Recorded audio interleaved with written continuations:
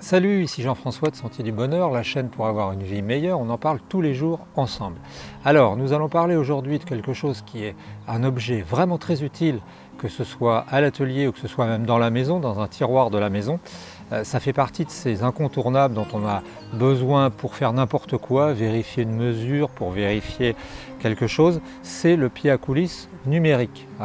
Alors la bonne nouvelle, puisque avec cet engin il n'y a pratiquement que des bonnes nouvelles, c'est que c'est un objet qui coûte pas cher, c'est un objet qui est bon marché, ça coûte environ 3 €. Alors soit tu l'achètes sur AliExpress, mais j'ai donné la consigne d'essayer de ne pas acheter, même si ça m'arrive, parce que parfois je ne trouve pas certains produits. Sur AliExpress ça coûte à peu près 3 €, tu le trouves au même prix dans tes actions. Action Unos parfois, et en fait c'est un objet très utile. Alors je vois déjà les puristes qui vont me dire oui, mais c'est un engin qui est merdique parce que c'est fait en plastique, et c'est vrai qu'il est fait en plastique, le corps est en plastique, et c'est pas solide. Alors c'est vrai que si tu as connu comme moi les pieds à coulisses à papa, les pieds à coulisses qui étaient dans un étui en bois, si tu te rappelles, à plat là, drôlement fin, comme des objets comme des bijoux, et bien qui valaient peut-être 100 ou 150 € le coffret, tu vas te dire c'est n'importe quoi. Mais tu vas te rendre compte à l'usure, à l'utilisation, que c'est vraiment un objet sympa. Alors c'est mis Carbon Fiber Composite Digital Caliper, donc ça veut dire que c'est un appareil qui serait fait à partir de morceaux de carbone et de plastique. Bon, ça n'a sans doute pas la résistance du fer, mais ça a certains avantages. Et pourquoi est-ce que je t'en parle? Parce que quand j'ai bricolé à une époque, même avec un tour il y a longtemps, je m'en suis servi et ça fonctionnait bien. Moi je l'ai depuis une dizaine d'années environ, à peu près. Et quand tu utilises un tour, c'est vraiment génial parce que il peut te faire les mesures. Il va te faire une mesure par exemple comme ça, de largeur, mais il va te faire des mesures d'écarteur aussi, parce que tu vois, comme un pied à coulisses, il a ces petites mesures d'écart qui fait que si tu as un trou, si tu as un tube intérieur-extérieur, tu vas pouvoir mesurer. Alors pourquoi est-ce que je te dis que c'est un objet qui est super et qu'il faut avoir dans sa maison? C'est que si tu habites à la campagne, parce que si tu habites à la ville et que tu n'as pas de maison, que tu es dans un appartement à la limite, mais si tu habites à la campagne, il y a vraiment beaucoup de fois où tu es appelé à avoir besoin de prendre des mesures, que ce soit des mesures de longueur, et dans ce cas-là tu peux les faire avec ça. Moi j'ai vu bricoler il y a quelques années de la menuiserie avec ça. Je me suis travaillé autour de 10 cm, tu vois, donc c'est précis au dixième, on en reparlera. Ou alors tu peux aussi mesurer des intérieurs de tuyaux, par exemple si tu as des joints, ça peut te servir pour le bricolage, pour la plomberie. Voilà, donc c'est super. Le seul petit bémol, c'est qu'il y a une pile là, tu vois, dans ce truc-là. Il y a une petite pile, je vais essayer de te l'enlever. Et cette petite pile, elle est à changer assez souvent. Alors on va dire tous les ans pratiquement, tous les ans et demi, elle est là. Et ça se trouve encore une fois chez Noz ou chez Action, ils ont des piles à pas cher. Tu peux tomber sur un stock de piles exactement pareil. Alors, pour changer la pile, c'est pas bien dur. Tu regardes le numéro de série qu'il y a dessus. Alors je vais essayer de te le dire. Hop. Moi je lis LR44. Alors LR44, je crois que c'est un classique.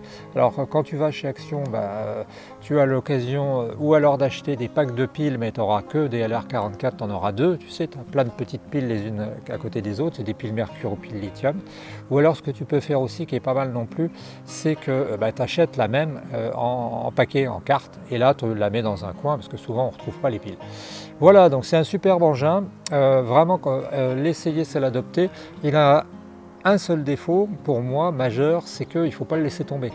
Bien qu'une fois il a fait un petit bond de 50 cm sur un bout de bois, en atterrissage sur un lit en bois, et en fait ça s'est bien passé. Donc très bon article, facile à utiliser. Il y a 3 boutons. Inch, millimètre, on, off et 0, puis remettre à 0. Et c'est précis à exactement un dixième. Alors un dixième, et c'est à peu près précis, parce que quand tu mesures des roulements à billes, quand tu mesures des entraxes et des axes, tu t'aperçois que c'est à peu près précis. Voilà, donc c'est un super matériel que je te conseille d'acheter si tu as une maison, si tu bricoles.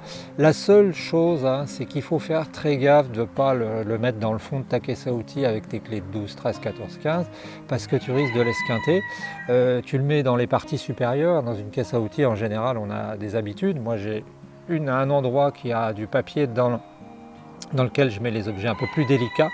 Mais c'est sûr que si tu lui envoies un forêt, bien qu'il ait résisté à pas mal de choses, si tu lui envoies un forêt d'engins, de split dans la figure, il risque de se casser.